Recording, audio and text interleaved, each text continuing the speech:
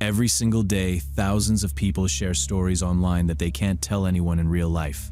Too strange, too disturbing, too hard to explain without sounding crazy. Some of those stories are exactly what we're covering today. Welcome back, Creepy Crew, and let's get into it.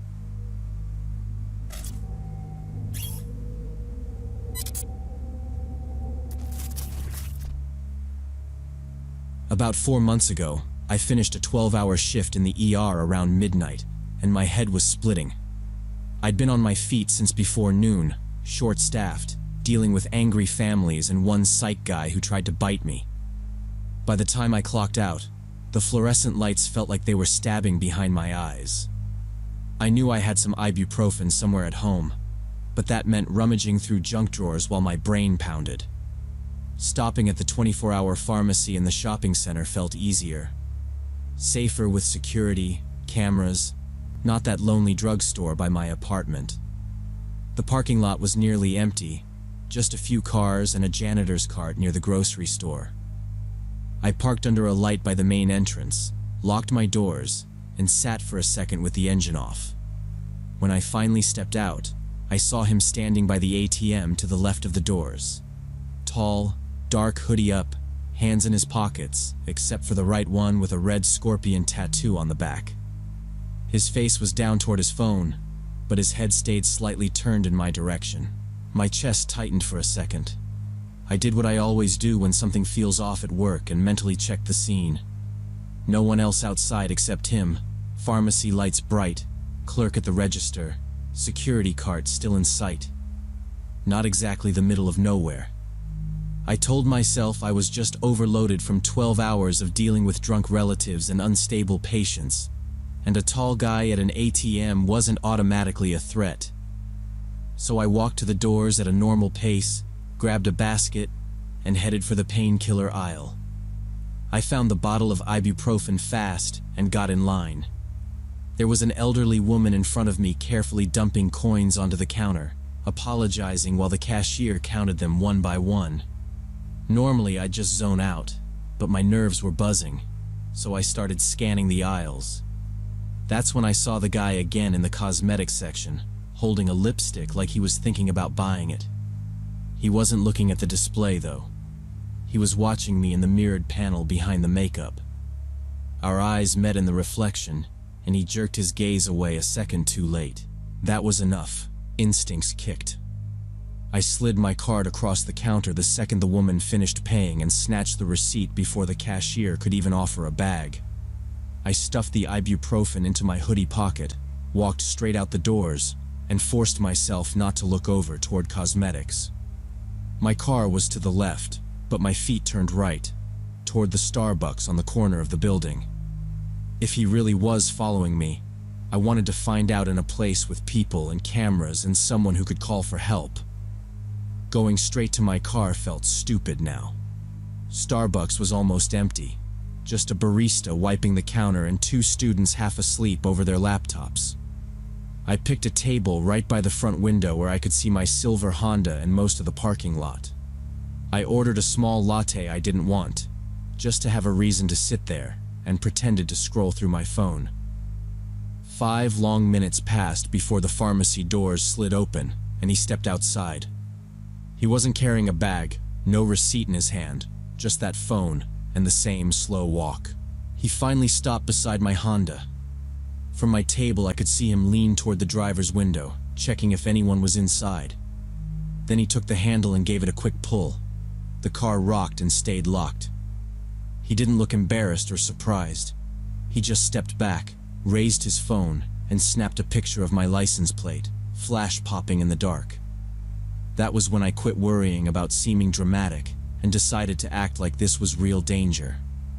I stood up, went to the counter, and told the barista to call security because man was following me and I panicked. Security showed up in their electric patrol cart about 2 minutes later. An older guy, maybe in his 50s, with a serious, tired face. He came inside first, talked quietly to the barista, then walked over to my table and asked if I was the one who'd asked for help. I said yes, and pointed through the window at the man who was now just standing near my car like he was waiting for someone. The guard followed my finger, squinted, and his whole posture shifted a little, more alert. He told me to stay inside, that he'd go talk to him and see what was going on. I watched through the glass as the guard drove the cart over and parked a few feet from my Honda. He stepped off and started talking to the guy, hands open and calm, like he was trying not to turn it into an argument. I couldn't hear the words, but I could read the body language. The man in the hoodie shrugged, then gestured back toward the building, like he was confused why anyone was upset. At one point, he pointed straight at my car, then at his phone, obviously trying to sell some story. The guard planted his feet, arms crossed now, nodding but not looking convinced. After a minute, the guard turned and pointed back toward the cafe where I was sitting. The man followed his gesture and looked directly at me through the window. Even from that distance, with glass between us, I felt that stare. No smile, no frown, nothing. Just locked on me like he was memorizing my face. Then he broke eye contact, turned, and walked quickly toward an old white Chevy Suburban at the far end of the lot that I hadn't noticed before. He got in on the driver's side and just sat there with the lights off while the guard came back toward the store. The guard walked inside and told me he'd asked the guy what he was doing by my car.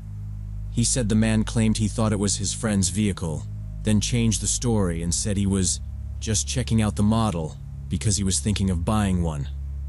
The guard said the whole thing felt off, but the guy hadn't actually broken in or touched me, and this was private property, so all he could do was tell him to leave the immediate area. He offered to escort me to my car so I didn't have to walk out alone. We went out together, him slightly ahead, scanning the lot. The Suburban was still there at the far end, engine now running.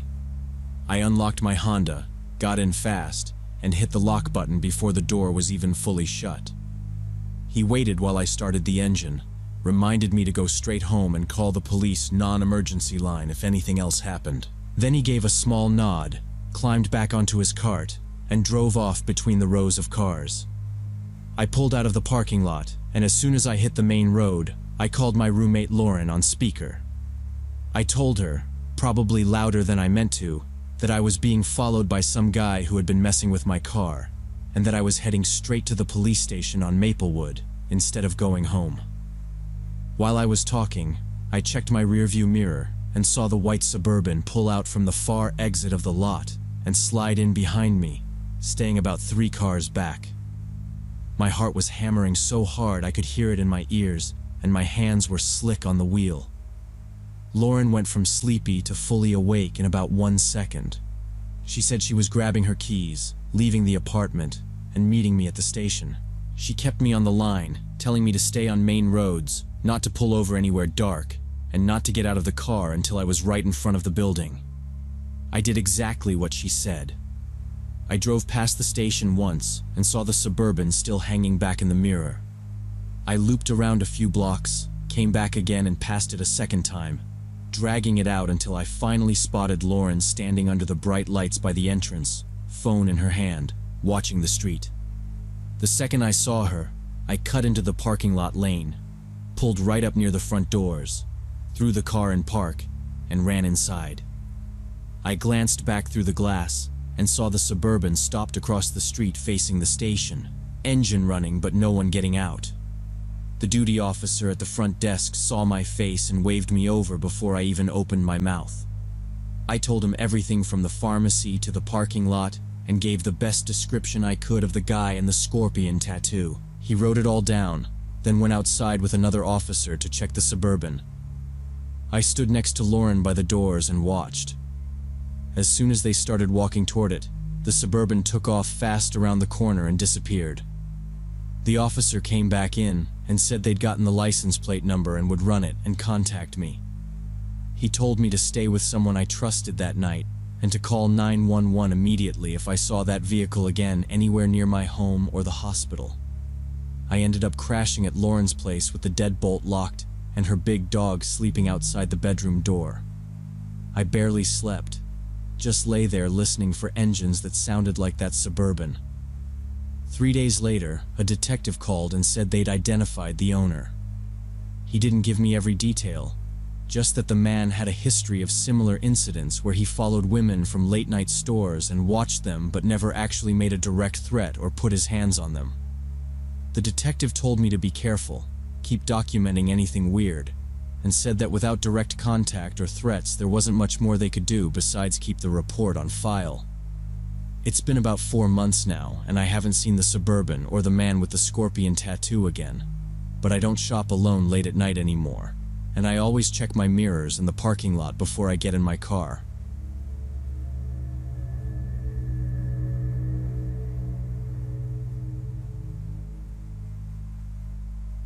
I remember the exact second my life turned into a nightmare.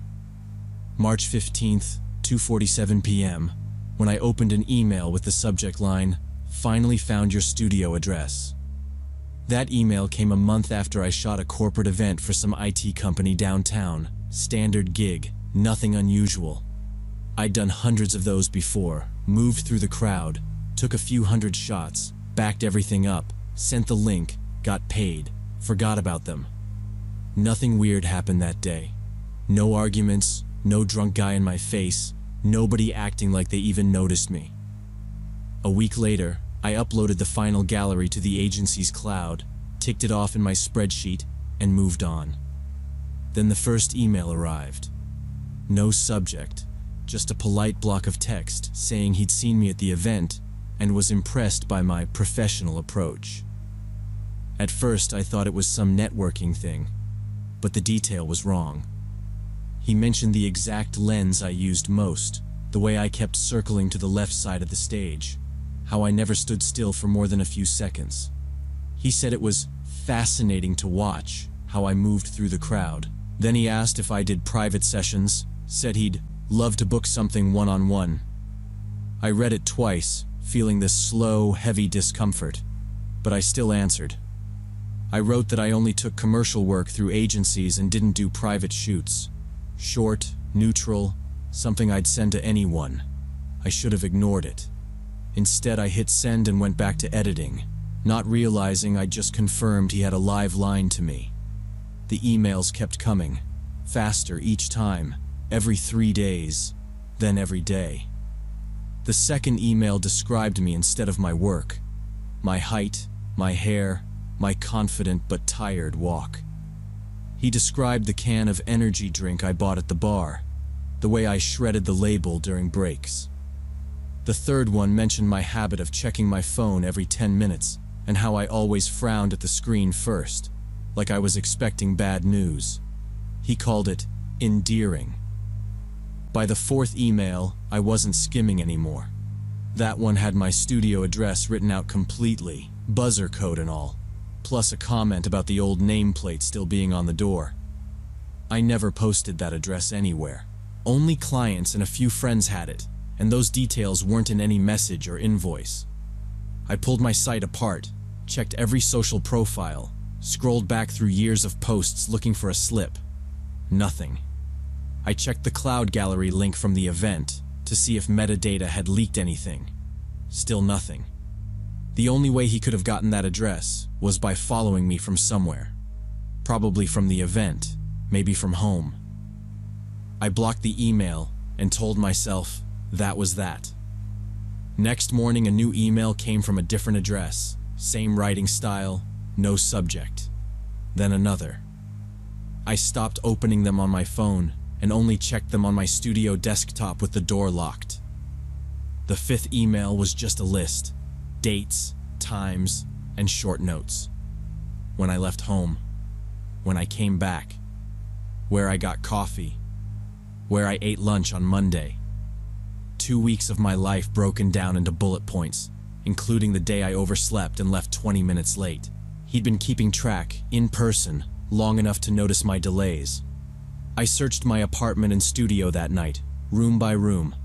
I checked smoke detectors, picture frames, the router, behind wall art. Looked for pinholes in the ceiling, small black domes, anything that didn't belong. Then I went to the garage and crawled under my car with a flashlight, checking the wheel wells, bumper, the trunk lining, even inside the spare tire well for a GPS tracker. Nothing. No cameras, no bugs, no magnets, Nothing that would give me an easy answer. Whoever he was watching the old-fashioned way, staying close enough to log my movements, but smart enough not to leave hardware lying around. Somehow that felt worse than finding a device I could just rip off and throw in the trash. The next morning I printed every email, clipped them together, and walked into the police station with the stack under my arm.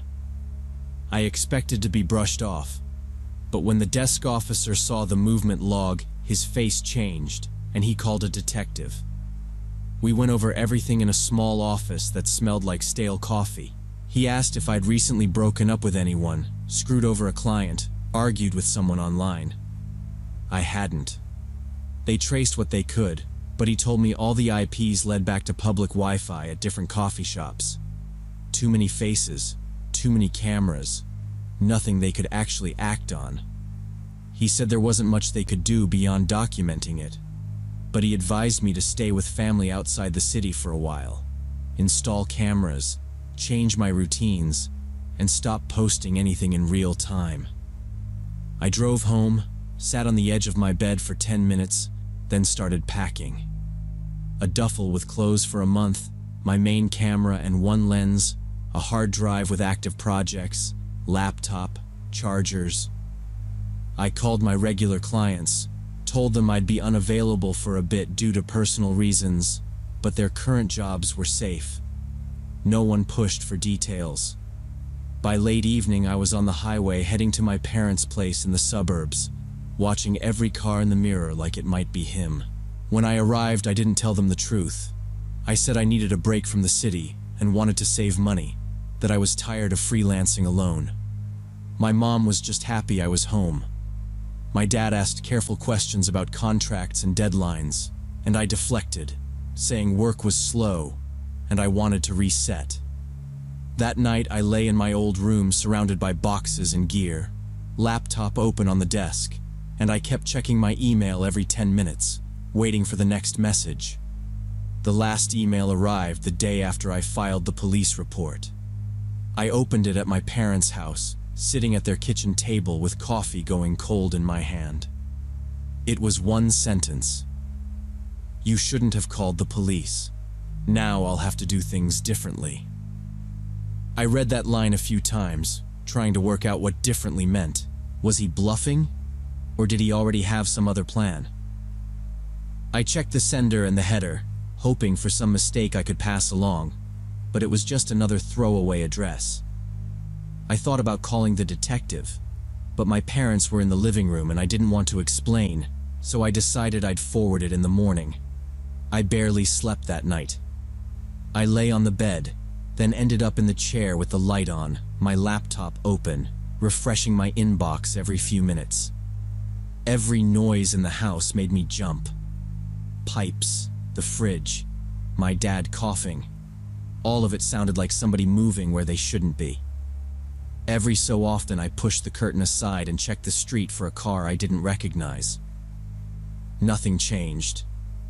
Morning came, and then another day with no new message. I forwarded the email to the detective with a note, and he replied that he'd add it to the file and alert the department. A week went by like that, tense. 2 weeks later, he called to say they had traced one of the emails to a guy in a neighboring state, already on their radar with serious mental health problems and a history of stalking. According to him, they'd picked the man up after an incident, and he was now under psychiatric observation with police supervision, which was to mean I could start breathing again. I moved back to the city after a month and tried to slide into my routine like nothing had happened. I reopened the studio, flipped on the lights, checked rooms, locks, windows. Everything was where I had left it, but I walked opening closets and looking behind doors like I expected someone to be hiding there. I changed the locks, put up a couple of cameras, and gave a spare key to one friend I trusted. Then I started taking work again, commercial shoots, a few headshot sessions, and eventually another corporate event downtown. On paper, my life looked normal again. I got up, drove to jobs, edited files, sent invoices, but normal wasn't normal anymore. I watched my rearview mirror, looking for the same car behind me through too many turns. I paid attention to anyone who seemed to linger near the building or stare at the studio windows. I scanned coffee shops before ordering, looking for someone who seemed a little too focused on me. I tightened everything online, new passwords, two-factor on every account, every profile private, no more posts about my schedule or where I was working that day. The detective told me the guy they believed was responsible was still under supervision, and that I was safe. But safe feels different once you know somebody spent weeks charting your life without you noticing. Some nights when I'm backing up photos, I still refresh my email, half expecting a new message from some fresh address. Someone else who noticed my professional approach at an event. I keep shooting because this is the only thing I really know how to do, but there's a part of me that never stops waiting for the next person who decides I'm not a photographer. I'm a project.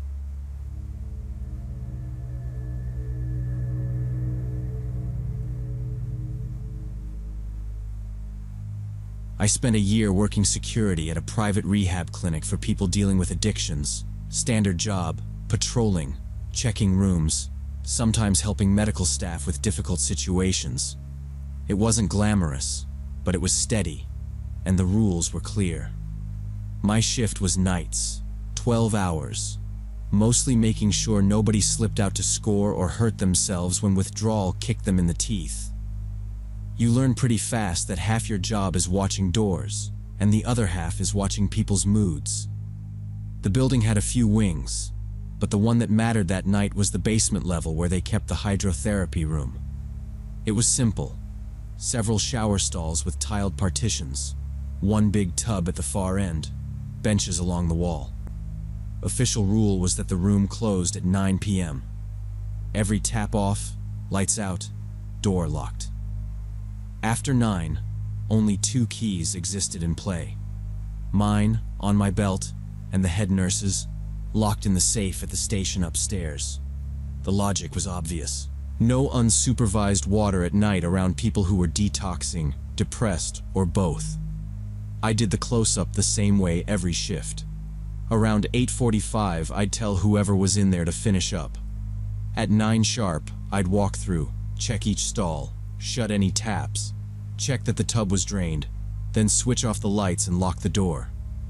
That particular night, I remember a skinny guy from detox complaining that he just got warm, but he shuffled out wrapped in a towel. When I did my sweep, everything was dry. No dripping, no lingering steam.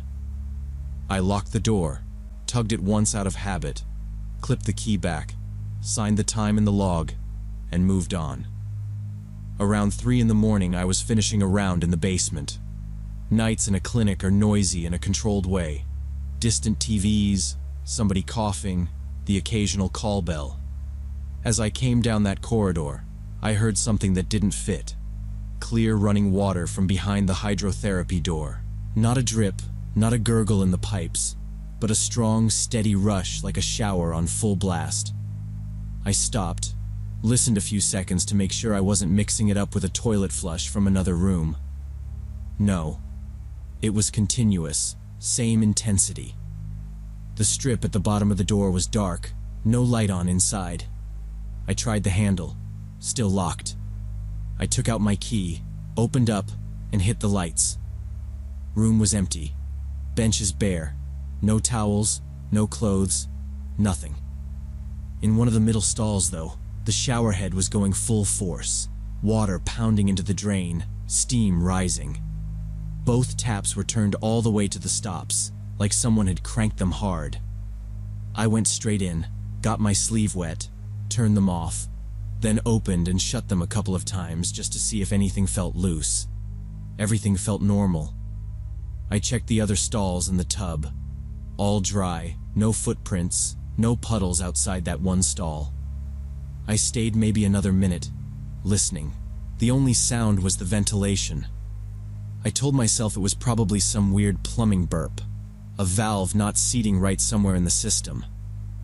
I shut the lights off, locked the door again, tested the handle, put the key back in my pocket, and finished my round. I decided I'd leave a note for maintenance and mention it to the head nurse at shift change. The clinic wasn't huge, so 10, maybe 12 minutes later I was back on that same corridor, heading toward the security office to update paperwork. Before I even saw the door, I heard it again. Same sound. Strong running water behind the hydrotherapy room. That time I just stood there a second, because I knew for a fact that nobody had gone past me and nobody had signed that room out. I checked my belt. Key ring was still there, heavy as always. I knew the head nurse was upstairs at the station. Small building. You always know roughly where people are.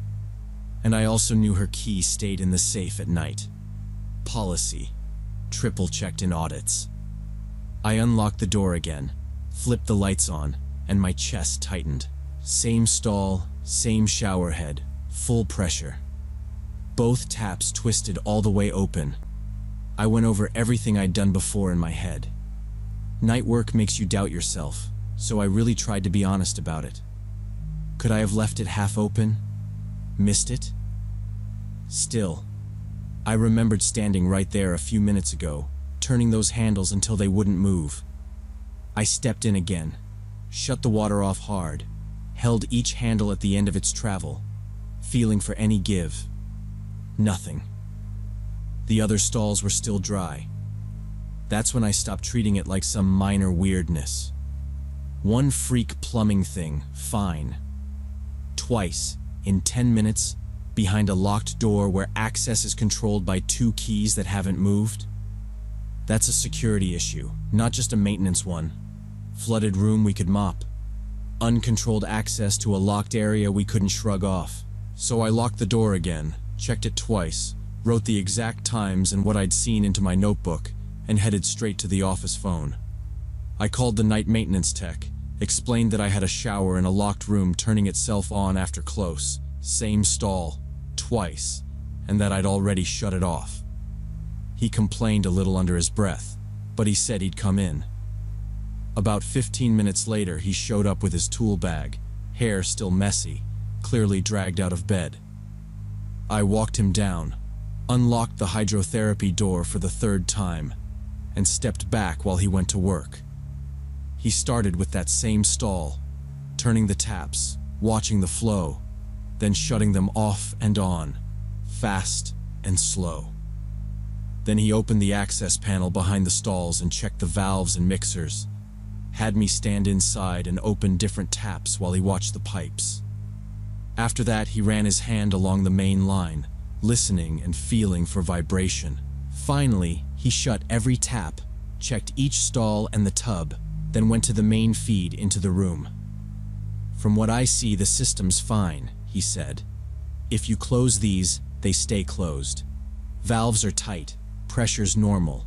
You might have had air in the line, but that doesn't just spin handles on its own. Not like you're saying."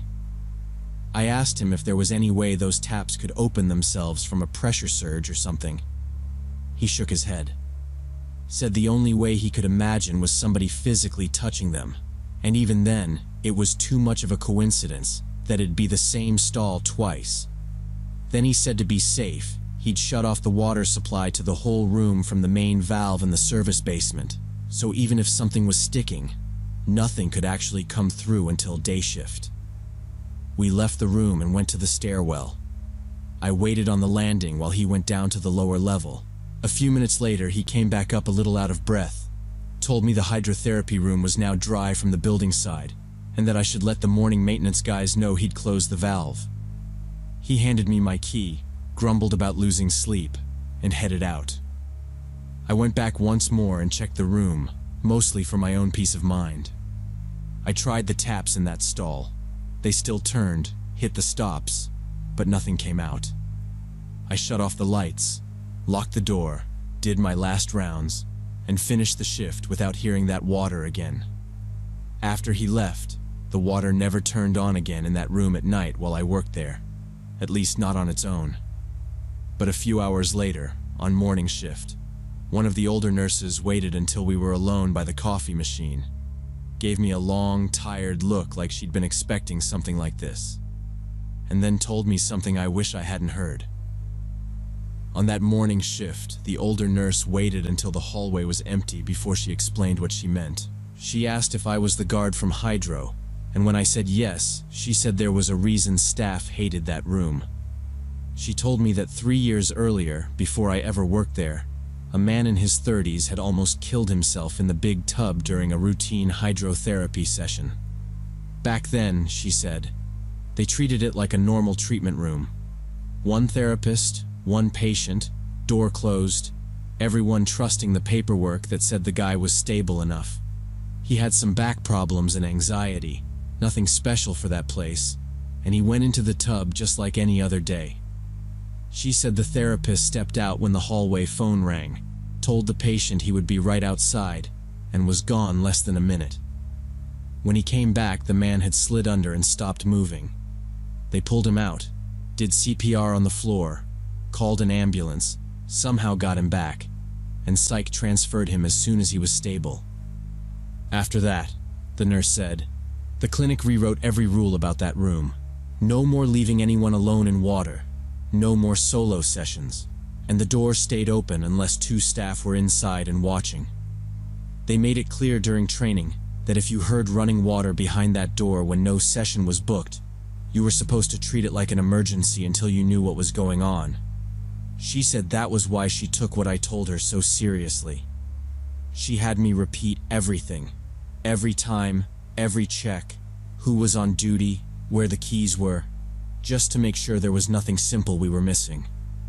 When she was satisfied, she just nodded and told me I had done what I was supposed to do. That maintenance cutting the water was probably the safest outcome we could get. Then she said, if that room bothered me, I could take the long way around the basement as long as my rounds were still on schedule, and nobody would complain.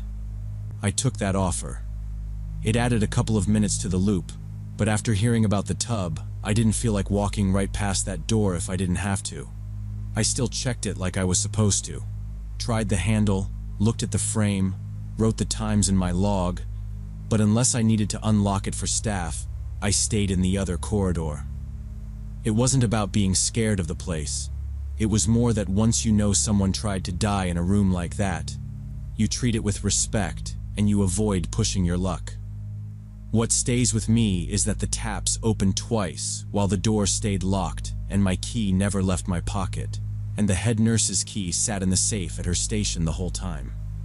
The tech told me the valves were fine and there was no reason for a handle to move on its own, but he still went downstairs, shut the supply to that room, and after that, it never happened again. Sometimes on later shifts, I'd still stop outside that locked door for a second and listen, half expecting to hear water I knew shouldn't be running, but it stayed completely quiet every single time. I left after the year was up, but I picture those taps and feel relieved I never faced a third time.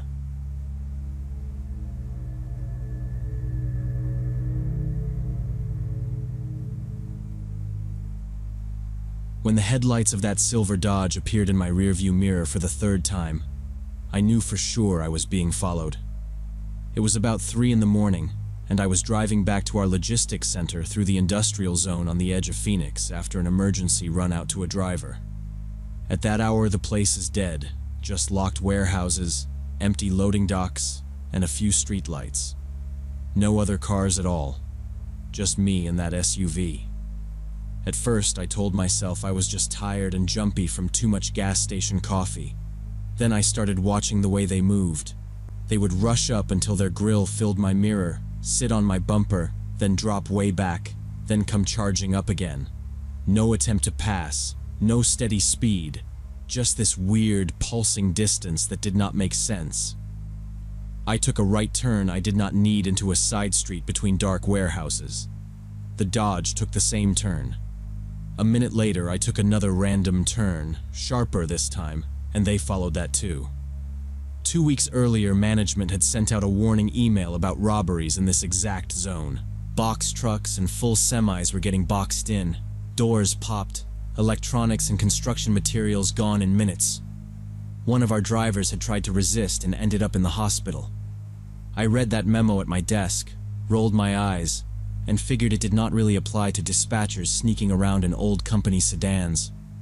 Now, sitting alone in that gray Civic with a strange SUV matching every turn I made, I understood how stupid that was. I should probably explain why I was out of the office in the first place. I am a night shift dispatcher at a big logistics center outside Phoenix. I am 30. I work 10 at night to 6 in the morning, and I am usually glued to 3 monitors, a radio, and a stack of paperwork. I keep track of where the trucks are, match the GPS data to the bills, and argue with drivers about appointment times. I am not a driver. On a normal night, I do not even see the street. Around 2:30 that night, the tracker on one of our containers dropped offline. Not just any load either. It was a box full of high-end electronics headed out of state, insured for something like $2 million. Without an active GPS unit, the system at the state line will not clear it, which means the driver hits the checkpoint and turns into an expensive paperweight until somebody fixes the problem. Every minute that thing sat still would blow up schedules and insurance reports, and, in the end, land on my desk. Normally we have a night courier for stuff like that. That guy was out sick, and the backup lives on the far side of town and was not answering his phone. Inside the building, it was just me and 2 bored security guards in the gate booth. My senior dispatcher called my desk from home and did not waste words. He told me to grab a spare tracker from the equipment cage, take the company Civic, and run it out to the driver at his first stop, a rest area about 30 minutes away. I signed out the keys, picked up the box tracker, and drove out. The run there was uneventful. Morales backed his truck into a corner spot. I handed him the unit, and he had it installed and online in under 5 minutes before rolling back onto the interstate.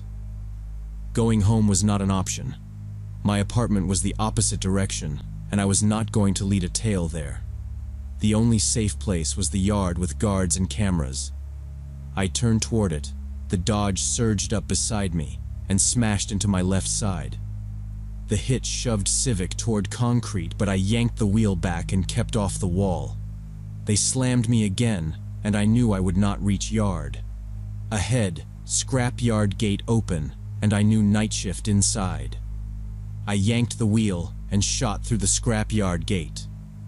The Civic slid but stayed straight, and in the mirror, I saw the Dodge turn in right after me as I cut between rows of containers toward the only lit building, the office. I jumped the curb in front of the entrance, hit the brakes, and the car stopped crooked. I ran to the metal door, pounded on it with both fists, and yelled that someone was trying to run me off the road and I really needed the police. Footsteps came from inside. Then the lock turned. A security guard in a blue uniform opened with a radio in his hand, and 2 workers behind him. I blurted that a silver Dodge had followed me, hit me twice, tried to push me into the wall, had just driven through their gate, and begged them to call the police. The guard stepped past me, looked toward the gate, and talked into his radio, saying there was an emergency at the entrance. One worker pulled out his phone, said he was calling 911, and asked for basic details. The Dodge had stopped just inside, engine on, headlights our way. The guard pointed at the camera over the gate, and another on the building, then raised his voice and said into the radio that everything was on video, that they had the plate, and that police were already coming. He repeated it louder. I stood there shaking, waiting for doors to open, but instead the SUV suddenly turned and shot back out through the gate. The worker stayed on with the dispatcher, giving our address and a description, and the guard moved me just inside the doorway but kept himself outside, watching the entrance until sirens came closer. After about 15 minutes, 2 patrol cars pulled in.